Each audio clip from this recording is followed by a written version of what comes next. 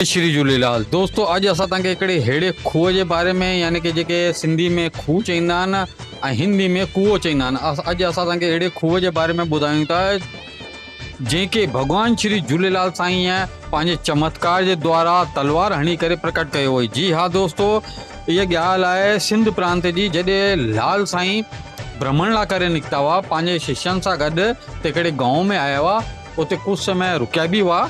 त उते उन्हनि हिकिड़ो चमत्कार कयो। जेॾी महिल पाणी जी प्यास लॻी त लाल साईं खे चयनि कि साईं भॻवानु श्री झूलेलाल खे जे अॻियां अची करे चयनि कि प्यास बि लॻे, आसे पासे में को दरिया कान्हे ऐं सिंधु नदी ॾाढो परियां आहे, त असां किथां जल इत्यादि पीऊं।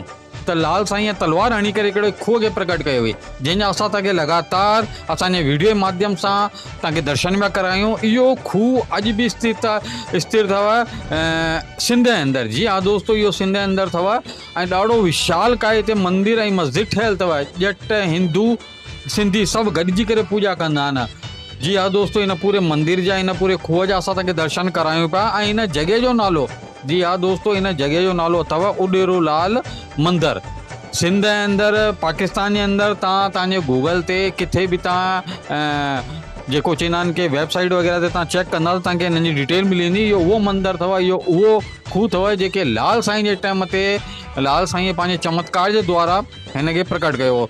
दोस्तों, इन अलावा लाल साईं कई चमत्कार कया हुआ। असां तव्हांखे असांजे वीडियो जे माध्यम सां हिकु हिकु करे ॾेखारींदा रहंदासीं। तव्हां हिन चैनल सिंधी समाचार राजस्थान खे सब्सक्राइब कंदा ऐं अहिड़ी ई जानकारियुनि खे, सुठियूं जानकारियुनि खे पंहिंजे यार दोस्तनि ऐं पंहिंजे रिश्तेदारनि खे शेयर ज़रूरु कंदा। त दर्शन करो भॻवानु श्री झूलेलाल साईं जे चमत्कारी खूह जा। जय श्री झूलेलाल।